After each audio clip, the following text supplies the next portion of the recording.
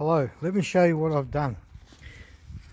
I've put in a plug, a water plug, on the top of the blades of my lawnmower. So when you finish mowing the lawns, plug it in. We'll turn the water on.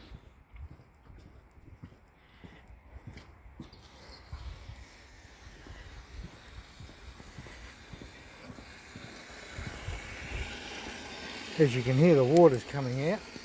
I'll just start her up.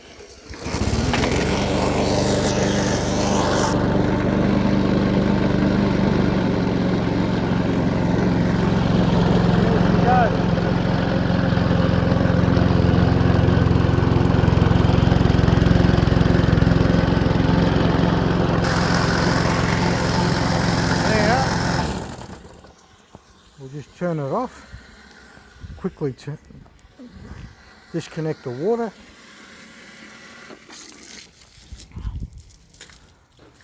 And let's have a look.